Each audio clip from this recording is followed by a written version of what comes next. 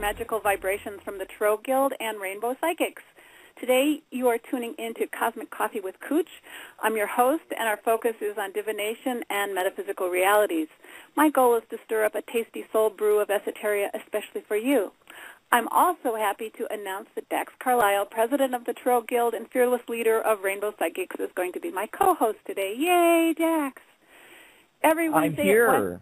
You're here, yay! Thank you so much, Dax, for holding it all together again. You're my hero. Every Wednesday at 1 p.m. California time, we'll be exploring topics to inspire the mystically minded. If you have questions, you can email them to our chat room or call 347-637-3372. Today, the sun is sitting in the constellation Virgo, and the moon is almost full in Pisces. It's a cosmically auspicious time to visualize your dreams for prosperity and see yourself being healthy and happy. I'm visualizing an amazing show for today. Our very special guest topic is titled The Quantum Effect of a Tarot Reading. Could we be changing our past as well as our future? Our guest is a world-famous occultist, author of numerous wonderful, amazingly insightful metaphysical books, fantastic and fun lecturer, award-winning musician, and creator of the deck Tarot of Ceremonial Magic. Can you guess who it is? Well, hi, Lon. It's Lon Milo DuQuette. Hello there. Wow.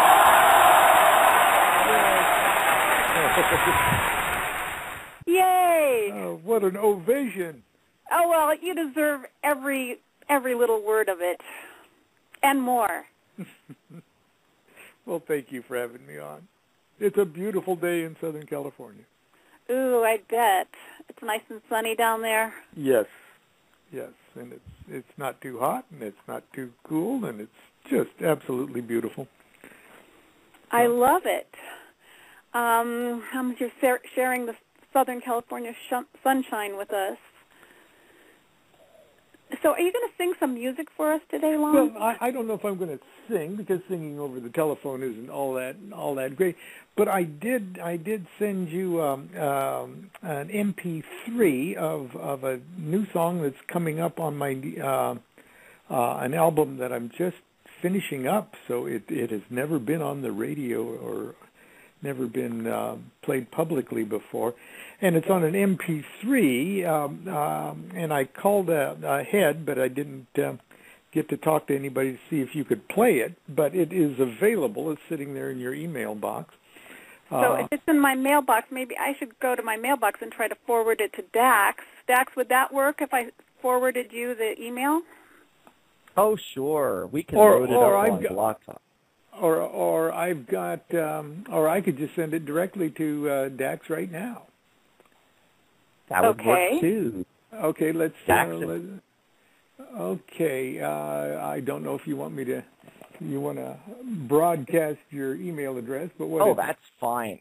Everyone has my email address. It's dax@rainbowpsychics.com. Dax@rainbowpsychics.com. Let's see if I spelled everything right. That'll be exciting to have something like that live on the air here. For the very first time. Yeah, premiere. Okay. Played publicly. What an honor.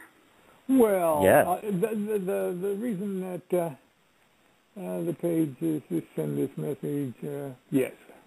There's no subject line coming in. It's just coming in now. Not a problem. If I spelled everything right. The reason I'm, anxious for us to hear this song is because, in a way, it is the meat of what my subject of my talk is today, or what I want to talk about, and it's just kind of a perfect intro to what I'm talking about. Has that come in yet, Dax? Not seeing it yet. It may be just taking a couple of minutes here. Assuming it's spelled right, it's D as in David, A as in Apple, X as in X-ray at Rainbow Psychics with an S.com. Yeah, let's see here if I did everything. There it is. I got it. So I'll set that up while we're talking. Okay. Well, tell us the name of your song. Well, the song is called "When You Fall in Love," and there's about 50 other songs written in the last 100 years called "When You Fall in Love," but this one is kind of a little different. The idea is sort of tied in to what we're all being obliged to think about nowadays when we hear discussions about quantum mechanics or quantum physics. And I don't know about you, but I just love to watch these NOVA programs on PBS, on television, these NOVA science programs. And I'm totally fascinated with things like string theory and the quantum mechanics and astrophysics, and because it is all now starting to sound like magic. Okay, I know, isn't it? And I don't know how many times these programs are, just a little less than an hour. I don't know how many times within that hour that I burst out loud and say, "That's magic. That's what magicians have been saying." That is, okay.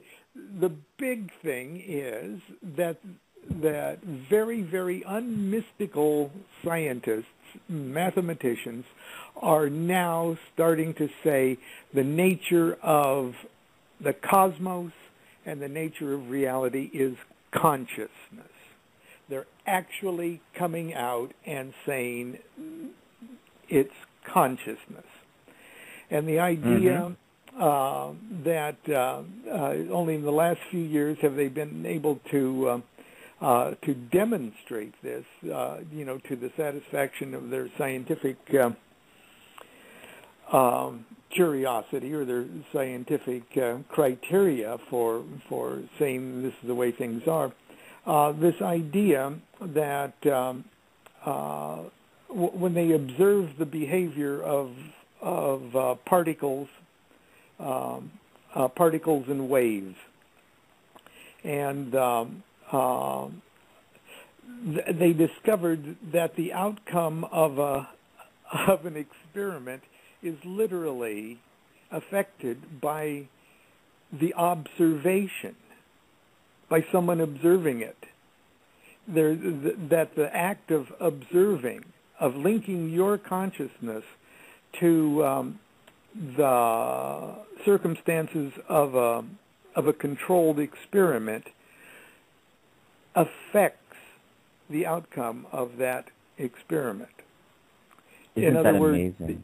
Does a tree fall? If a tree falls in the woods, does it make a sound? It's sort of like taking that to a more cosmic level.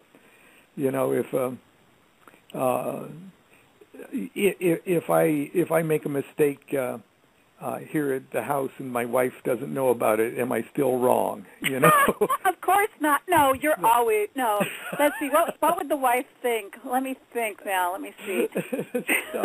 I won't speak for your wife, but. Oh no, but so you know what I'm getting at there, and the idea that a particle can be in two places at the same time, and it can be in two time periods at once. Now that is okay. That is starting to blow my mind. Okay, this idea that time as we know it, or time as we think about it, or time as we're sort of locked in and obliged to think about it, is really a very, very fragile thing. And it's almost like we're perceiving past, present, and future. We're perceiving time because of a fundamental defect in our powers of perception. Literally on a quantum level, time and space are a single thing. They're a single phenomena. It's not time and space. It's space-time. And there is no hard and fast rule that would dictate that time as we know it, when we think of a past and a present and a future, is we sort of think of it as an arrow moving forward, but it really isn't. Time and space are sort of a constant now space. And here we are with our limited brains and our limited powers of observation, and the fact that it seems that we can recall a certain amount of information that happened to us in the recent past, and we can project in our imagination into a future. It sort of sets us in a comfortable yet completely inaccurate position. Actually, it's all happening right now, and the power of now. It's definitely the power of now, and it sounds like science is catching up with shamanic thinking, or the great masters of Tantra. They would say, yeah, we've been doing time walking, or walking between, in and out of time. Past, present, future are all one. They've been saying that for thousands of years. We've been doing that for thousands of years. It's no big thing, what science is really giving us is finally the vocabulary to better explain it to better trained left hemispheres of our brains. For all of those who oppose such crazy thinking. Yes. And so it's given us a good vocabulary. It's given us a way to at least better explain it to it. The Kabbalists sort of chop up the human condition into four broad categories, and the animal soul, our bodies, and nervous systems and stuff are the lowest part, and then there's our imaginations, our intellect, and above that there's this thing called the soul intuition. Now, the soul intuition is where we start getting on the quantum level.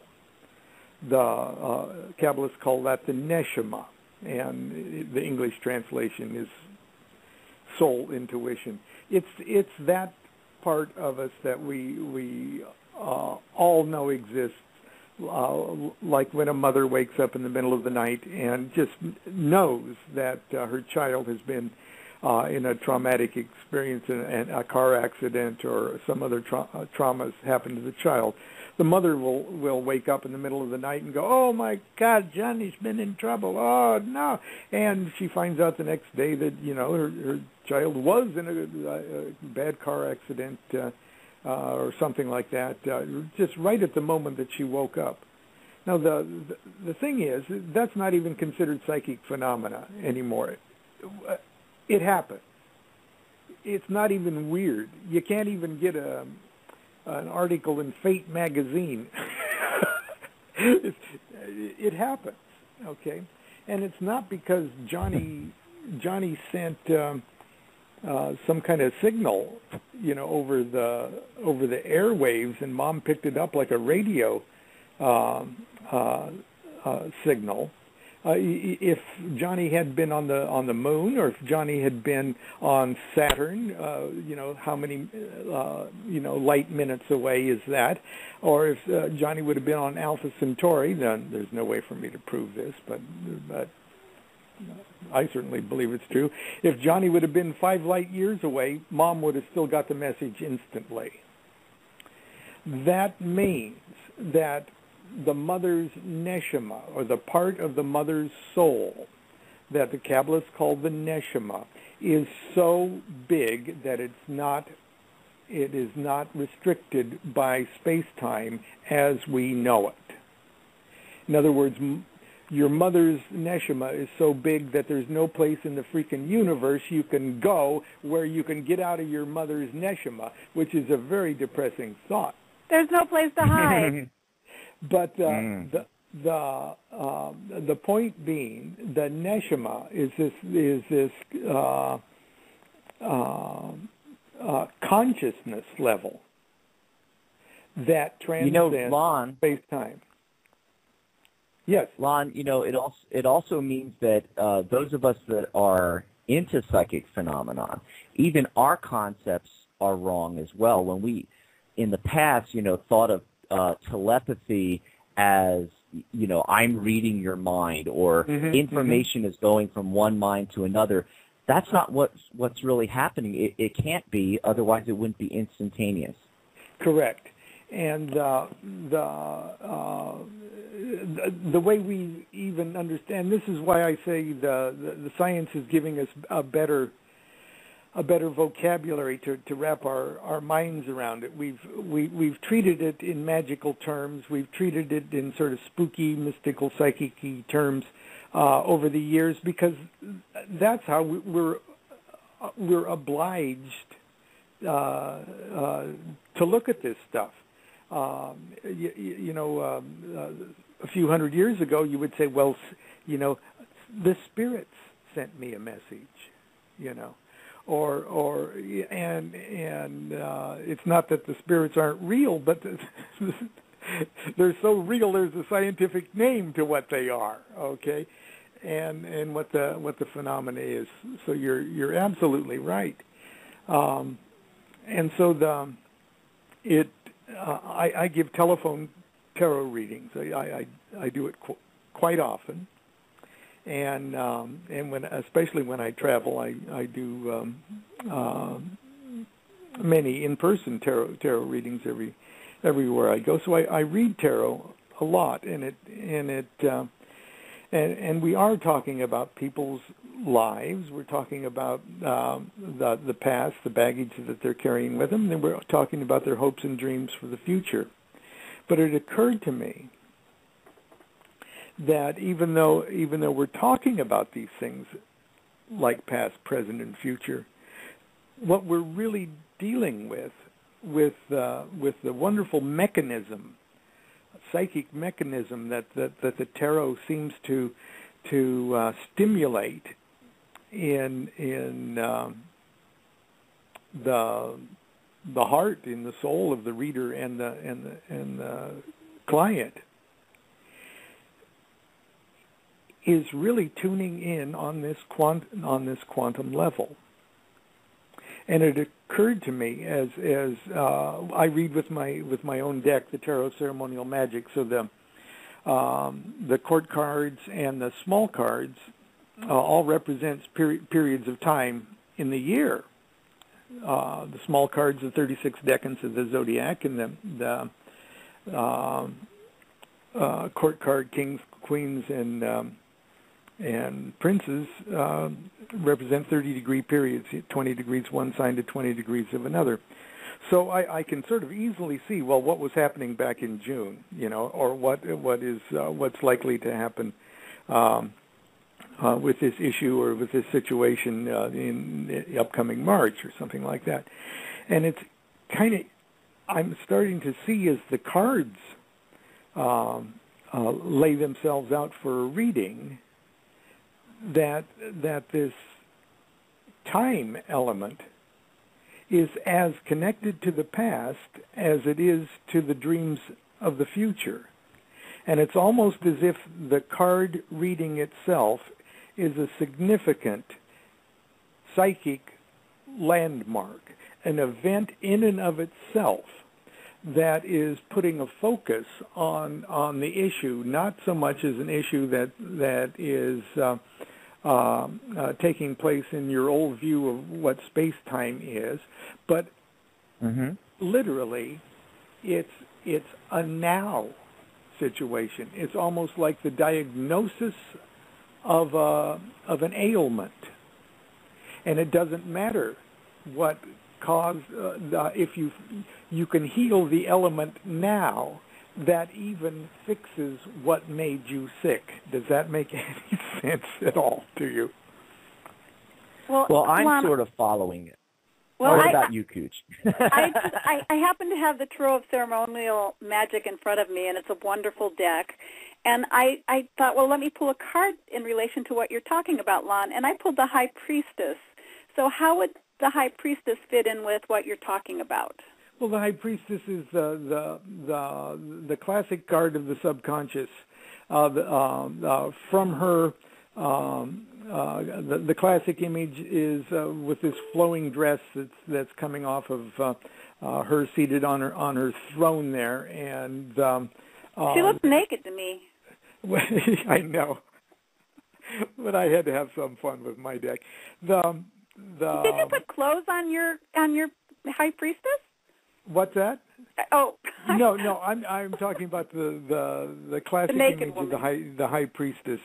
The flow of her dress eventually will become the little river that's running through the Empress card and all of that. It is the flow of consciousness, and the idea that it is all coming from this female, this giant goddess. Okay, in the Kabbalah, even the High Priestess, of course, runs from number 6 on the Tree of Life to number 1 on the Tree of Life. But the idea of the immense uber female goddess thing is really an aspect of Bina, number 3, and that is the quantum reality.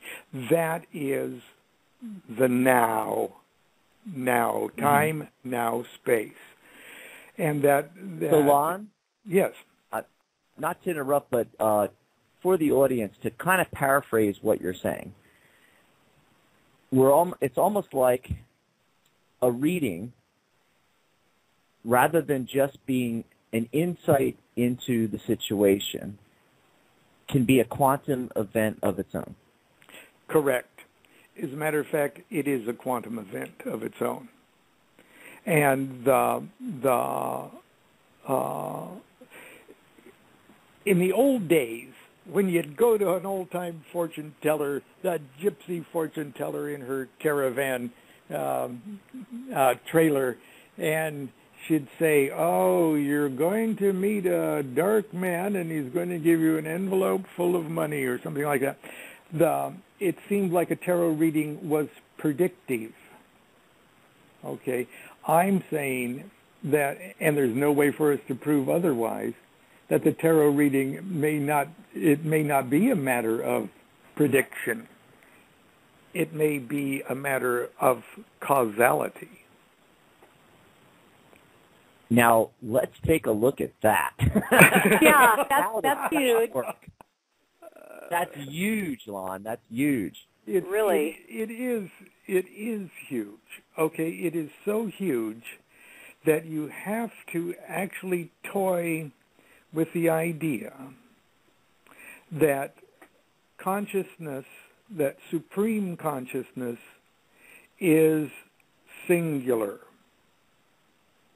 That the idea that world religions over the years have tried to stress this idea of one God, of a single God. They're not so much talking about a single anthropomorphic, my single God in the world has a horse's head or something like that.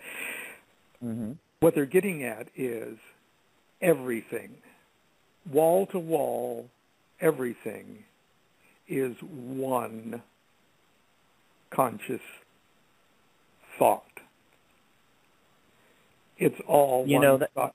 Now, you and me it seems like I'm on one end of the telephone and you guys are on the other end of the telephone. But you know what? If we keep getting smarter, we would eventually see that you and me aren't really you and me. We're just one thing that at the moment has split itself up and thinks it's talking back and forth to a separate unit. Exactly. Well, Lon, let me jump in because we're coming up on the bottom of the hour break, and I think that this is a great setup. We'll do the bottom of the hour break, and we're going to play your song. But let me just say this. I've been saying this since the beginning of the Tarot Guild, since like 2004, that it's not fortune telling, it's fortune creation. Oh, and you got Alan Kay, the father or grandfather of GUI, graphic user interfaces in computers, he said in 1971 that the best way to predict the future is to create it. And I think that's where we're going. That's exactly where we're going. And the key to this whole thing of we can't really immediately wrap our brains around this whole concept, but we can understand it and experience it directly through the mechanism of love. This sounds very spiritual. It is. This is as spiritual as I get, Kooch. It's magic. It's magic. Okay, and love is an energy as real and as tangible as electricity or electromagnetism or radiation, and we're all equipped in our own little way. We all come into the world pretty much well equipped with the hardware to utilize this love, and most of us don't do it. It's an alternating current. As I've always said, we have everything we need. We were just born without the user manual. Damn it. There you go. I know. Well, we'll explore this a little bit. Yeah, we'll explore this a little more deeply when we come back from the break. This will give everybody a chance, including your hosts here and Lon, to get a cup of coffee, refresh their tea, get some water, take a little break, a little breather, as we listen to Lon's "When You Fall in Love," and it's 2 minutes 52 seconds. So we'll be back right after this, folks. I used to think that love was just biology and emotion, an island of bliss in sorrow's infinite ocean, existing apart, locked deep in each lover's heart. But love is greater than he and she, love's the beat of God's heart. When you fall in love, you change the world, you change everything. Sun, moon, galaxies are created, your genes are mutated when you fall in love. When you kiss your love, you kiss the world, you kiss everything. Subatomic particles start to tingle. Space and time mingle when you fall in love. Love's eternal is what it is, was what it was, and it shall be infinitely love forever, ever and ever. Transcendental, love's all the all, it's wall to wall, and it's you and me. When you're making love, you lose the world, you lose everything. Two turn into one and then nothing. It's kind of a quantum thing, this falling in love.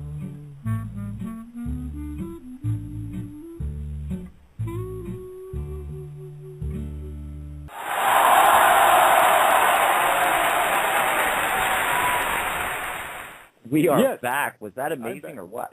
That was beautiful, Lon. Thank you. So how can we find this? Or are you putting out a new album, did you say? This is a new album. It should be out on Halloween. So the album is called Gentle Heretic, and it will be on available, from Amazon and iTunes and all of that stuff. So if you just go to iTunes or wherever it is you buy music and type in Lon DuQuette, it'll pop up there just the minute that it's available. And Awesome. there's one little song on the album, Bernice, that is currently available as a single. And Bernice is the song that won the National Songwriters contest a couple of months ago. That was so fantastic. Congratulations. You won. It was like, yay! I know.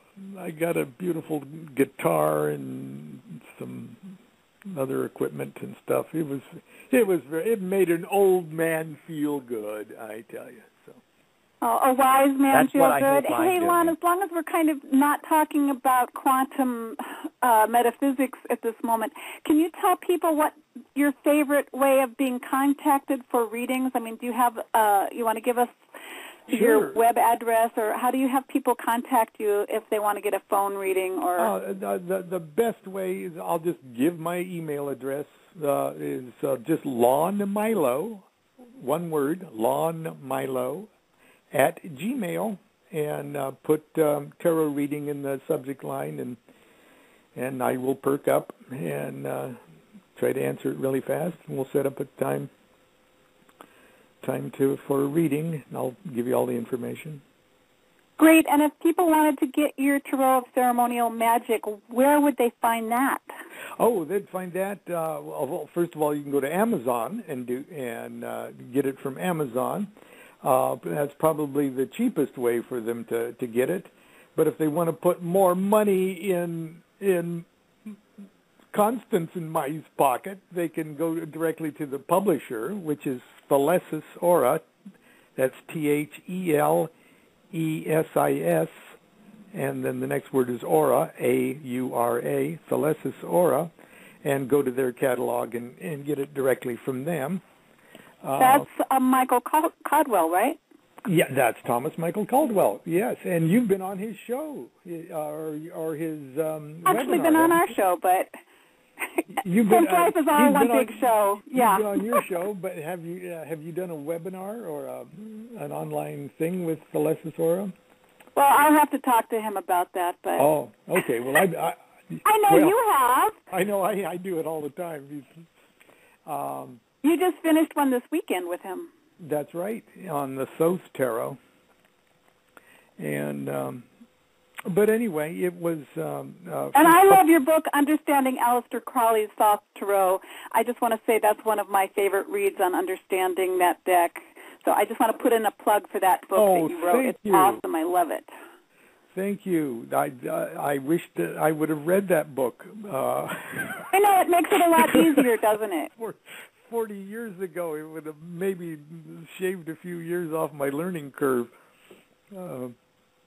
But, well, thank you for the kind words. I've really been positively influenced tarot-wise off of two things: the works of Paul Foster Case and the Builders of the Adytum correspondence course. Now, I took that back in the late 60s and early 70s, and or at least I took about 3 years of the correspondence course. It was a marvelous introduction to the tarot vis-a-vis Kabbalah or Hermetic Kabbalah, and it really made my understanding of the Golden Dawn and then Crowley's Book of Thoth a lot easier to swallow. And then, of course, Aleister Crowley and the Book of Thoth. Now, when I first got the Thoth tarot cards, I loved them. They were beautiful. They were breathtaking. And but I had heard the name Aleister Crowley sort of rang a bell, and I looked it up in a little occult dictionary, and it said famous Scottish Satanist. And I go, oh, God, no wonder the cards are so pretty. The devil made them, And some of those crazy pagans were involved. Well, I was less afraid of pagans than I was, what I thought Satanists were.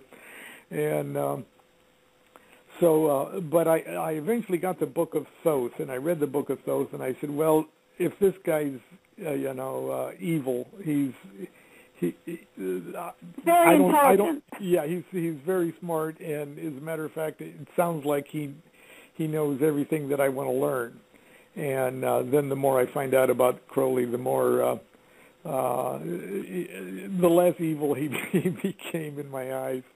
And as a matter of fact, I consider him a legitimate, albeit eccentric, holy man. Well, a lot of it took me a long time to figure out, but I mean, because I've been reading him over the decades, his same book, trying to get more clarity about what is he talking about. But now I'm realizing that he was very much a tantric scholar in my mind, because a lot of when he talks about the sulfur, salt, mercury, and it all goes back to alchemy and also to Ayurveda. Oh, absolutely. And today we can go down to Barnes and Noble or Borders Books and find a whole section of tantric things and translations of Eastern mysticism that deals directly with these concepts of that were so scary to people in Victorian England. They were scared of sort of the mother goddess, the idea of Kali or something like that. It's so scary. I mean, gee, she's got her tongue sticking out. Oh, she must be evil. Even her vagina. Yeah. Not to mention they're showing the naughty bits. And here's Crowley just about 60 short years ahead of his time, just springing it on the world and letting everybody think that he's evil in the as a byproduct of it. It's if he was alive today and doing his stuff, we wouldn't think a thing of it. I mean, Lon, I must say, sometimes when I'm reading your work, I'm thinking, is he a reincarnation of Aleister? If I was, I would probably be a whole lot smarter than I am. So I don't. Wait a minute. We look at you as one of the smartest occultists. So please, let us put you on an altar. We need someone to put on the altar. Oh boy, that's a sad state of affairs, then. The golden calf. There's Lon up there. Yeah. I'm bowing now, Lon. You just don't know it. Oh, it's well. funny, too. Mark Reed, one of the co-founders of the Tarot Guild, I remember back in 04, 05, we'd be all sitting around and talking. And whenever the Thoth deck came up, he said, "Oh, yeah, the evil deck." But, it's all perception. I know. It's all perception. Going back to the quantum effect that we were talking about, you can just do a Google search for reverse causality or changing the past, and a whole bunch of information comes up. There are so many quantum experiments that are being done by scientists where they're actually doing that. They're actually affecting the past on a Planck scale level. But right. what about in tarot readings though? Well, it's something that we're not equipped to micro dissect, how it happens, because when if you change the past, you don't know what you have changed. It's one of these science fiction movies where you go forward in time, you come back in time, the present is completely changed, but because it's the present, you don't notice any difference. Exactly. Okay, so the on very small levels, like you mentioned, because they are they're figuring out a way to demonstrate the theory, to prove the theory without going back and checking one videotape of the past against the new one, because everything changes with you. But in the Kabbalists' idea of how one gains enlightenment, how a mystic will sit down and raise their consciousness to increasingly higher and higher levels of consciousness. In other words, as you're climbing up that tree of life, and the tree of life is just a map, like a road map, a crude road map of 10 landmarks of progressively higher levels of consciousness. But what happens, and why all of these sephiroth, or these emanations, these bubbles on the tree of life, why they're all connected by paths, is because you progressively pull everything beneath you along with you. You pull it up with you. You don't transcend. You don't move from the basement to the first floor. You literally take the basement with you up to the first floor. And you take the basement and the first floor with you up to the second floor. It's like the vacuum cleaner monster in the old Yellow Submarine cartoon. You literally take the universe and take consciousness with you. This is why a lot of inspired holy book kind of material sounds like a devotee talking to a god, and God talking to the devotee, and then God talking to like a middle management level above the devotee. But Crowley has 3 or 4 levels of consciousness, all talking to each other in wonderful sort of prose poetry in the holy books.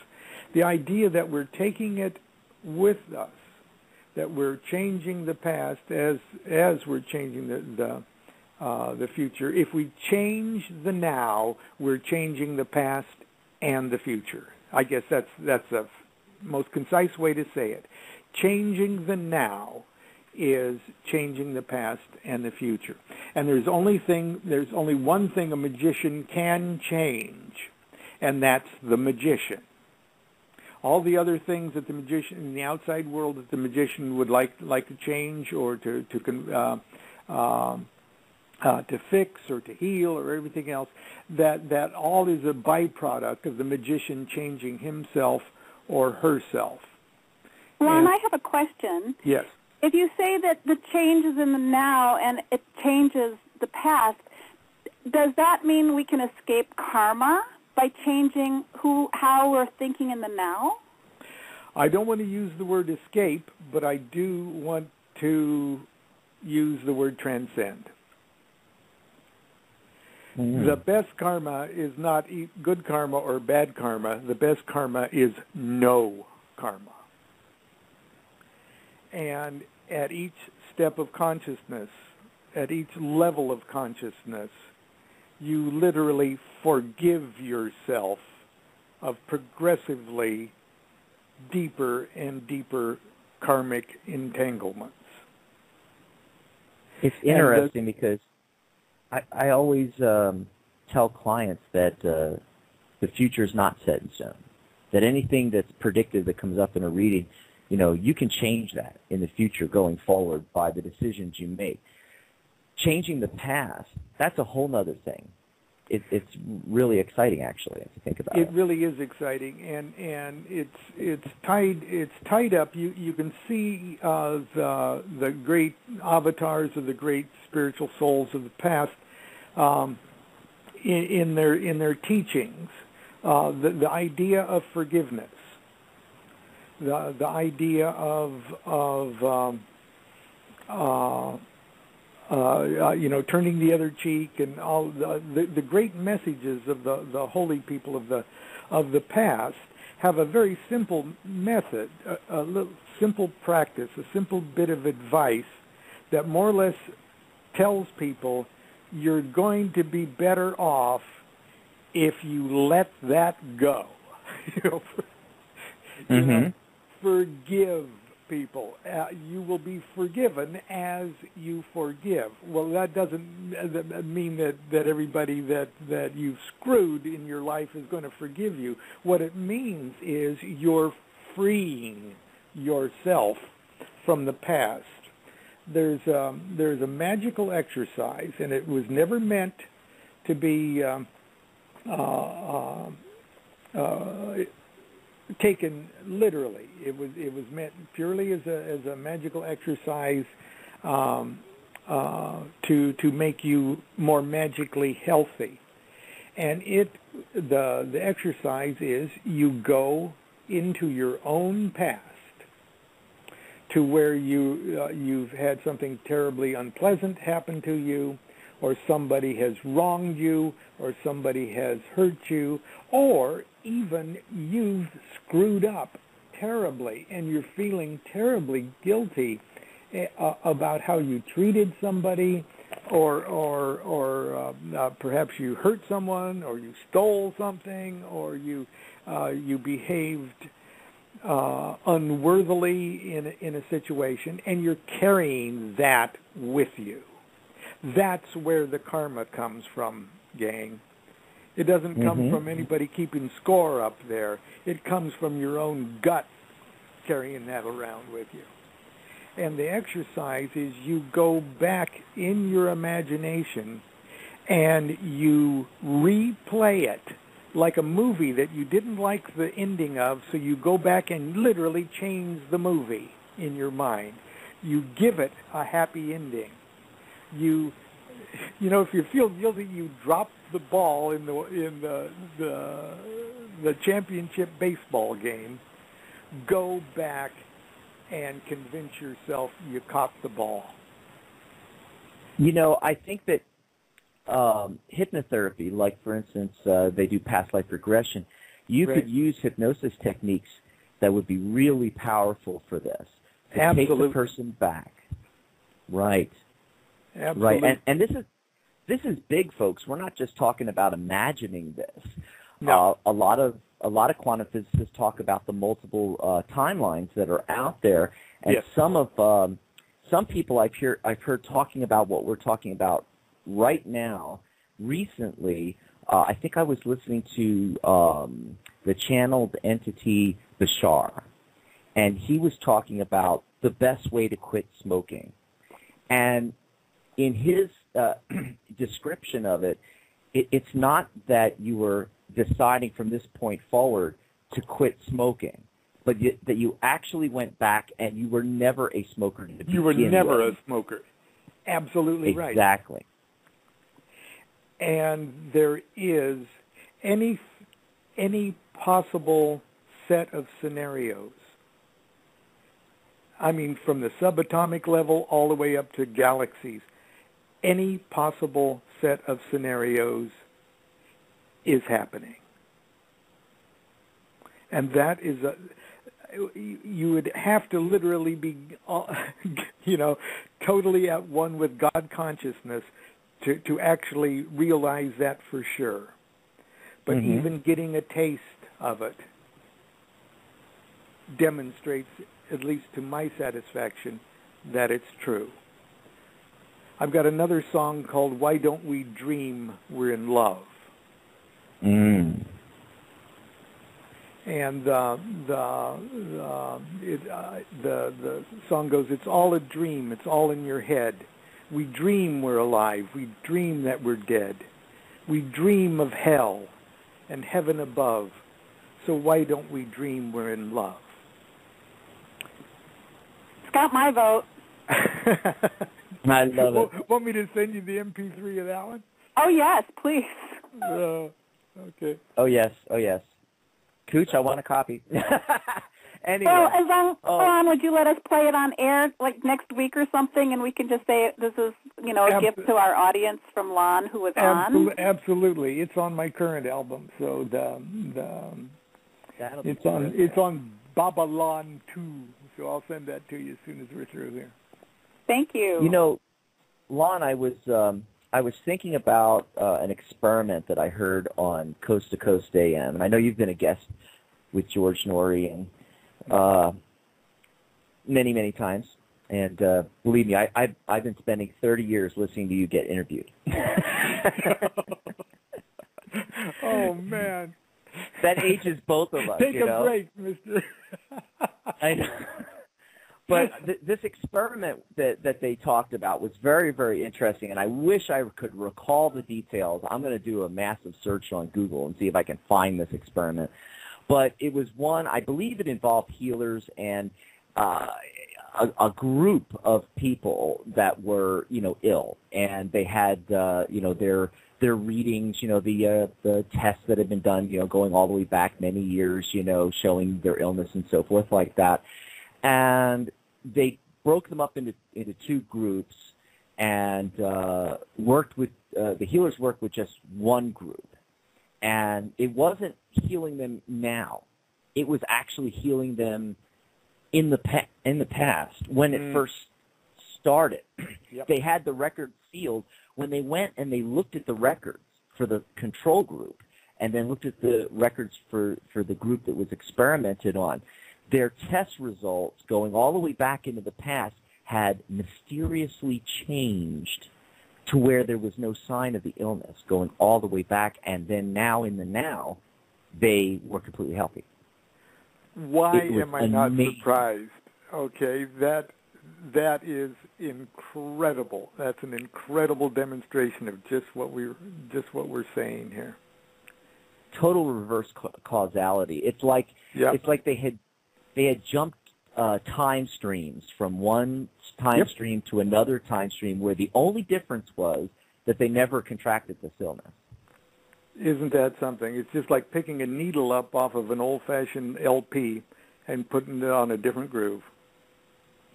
Your life is still spinning around, but you just pick up the needle and put it on another groove.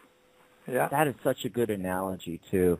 I think our biggest difficulty with all of this is not that it's impossible, but rather than we have such difficulty wrapping our minds around this because we are so used to everything being causality, everything being linear right. Time, and everything like that. Well, let's put it this way: even in the space of an hour of conversation, two relatively normal people, or three relatively normal people. Probably just two. Yeah, more. Well, I was leaving myself out of it. Okay, we're down to one then. Maybe don't. Can get to a point of where we're actually grasping this and prepared to accept it on a relatively rational level. Something this big, something this breathtakingly cosmically big. Now, we just did it in an hour.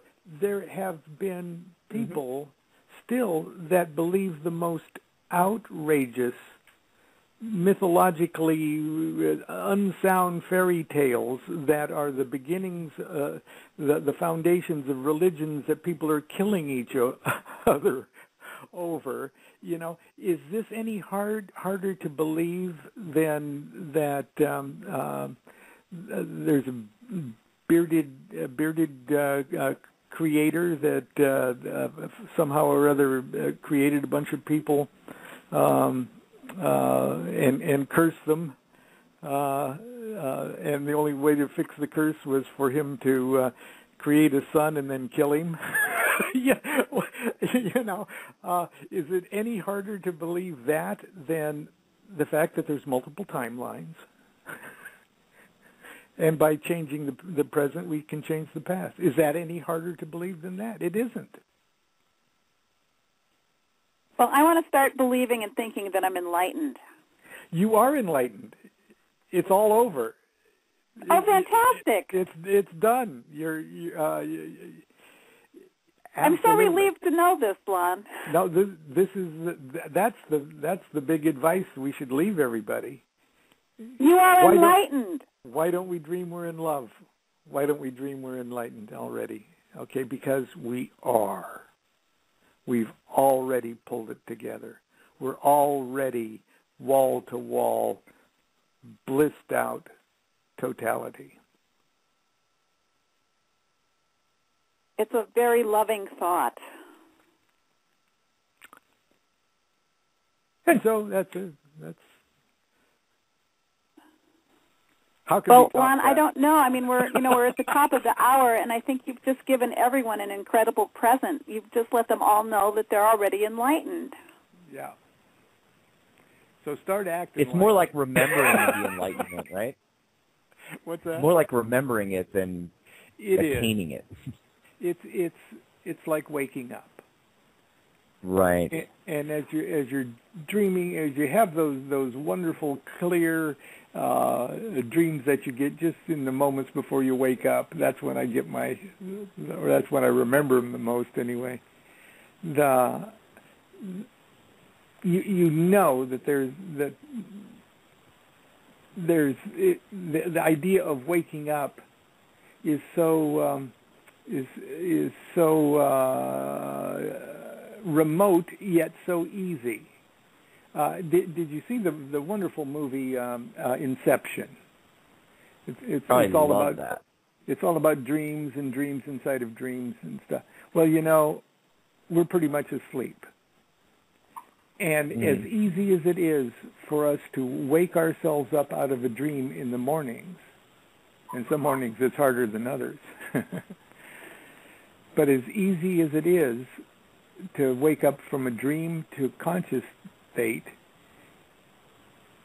we can wake up from one conscious state to a higher one, to a higher one, to a higher one, to a higher one, until we finally wake up to the fact that we've always been everybody. We are all one. Mm-hmm. And that's the ultimate blasphemy. Okay, and I can. And of course, that's live on air from Lon Milo DuQuette. The ultimate blasphemy. So, Lon, do we need a reverse causality spread now for tarot? Well, what am I thinking? I should have done it. Well, I guess I've already done it sometime. So I'll take care of that in the past. So.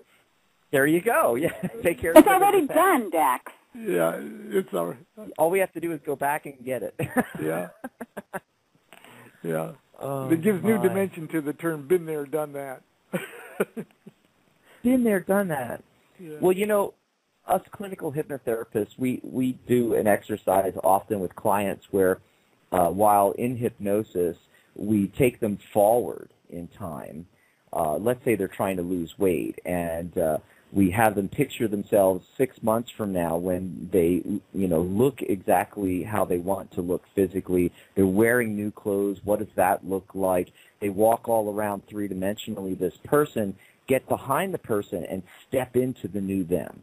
Yep. Okay? And this stuff works, folks. It does work.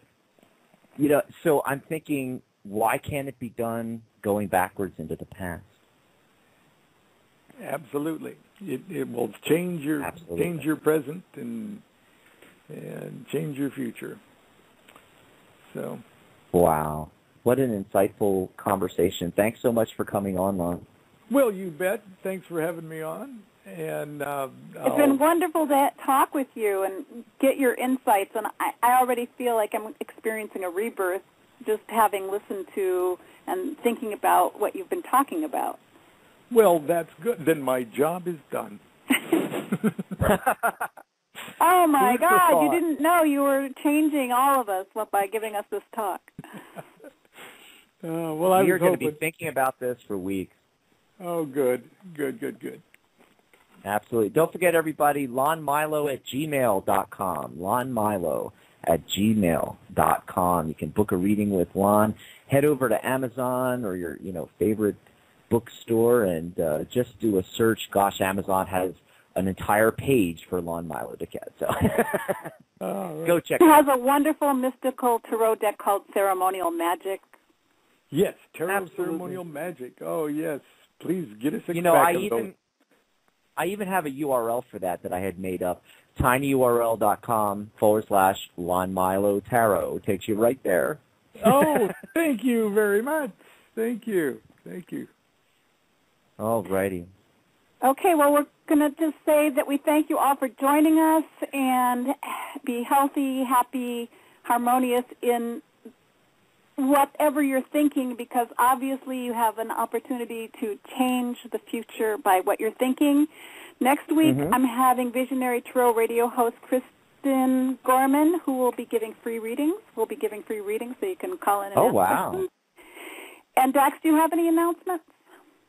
Oh, just real quick, I want to remind everybody that the Spiritual Path of Tarot Telesummit is going on, started this week, and the replays are still available, and it's free. Go over to rainbowpsychics.com/summit. That's rainbowpsychics.com/summit, and go check it out. By the way, author and teacher, tarot expert extraordinaire, Dusty White, is going to be our guest on Friday's Rowdy Reader Show. So we'll see you on Friday. That's all I've got for you. Or maybe we'll see you in our dreams. Yes. The key word is transcend and quantumly looking into your life. Can you quantumly look at something, or do you just, quantum is kind of like you're there or you're not there? Oh, it's a big word. The word quantum is a black box in itself. Oh, okay. Well, there you go. It's all kind of a quantum thing.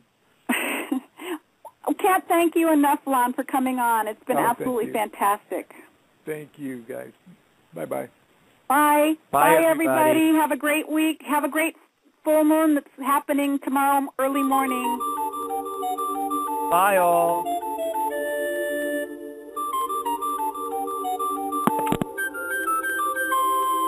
The quest for true spirit. The quest for freedom.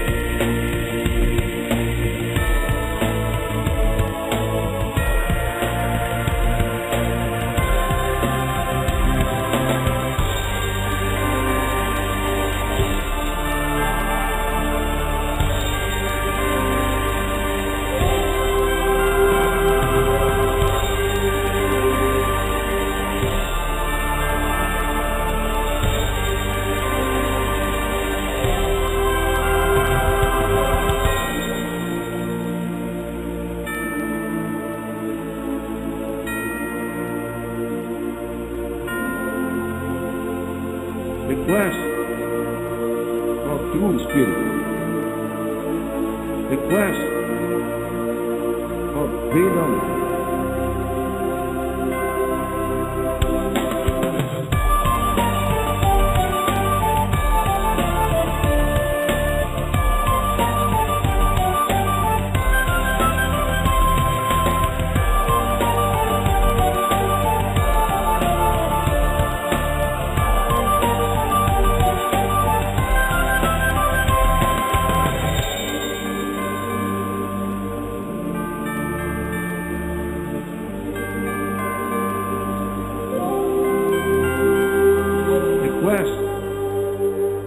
True spirit.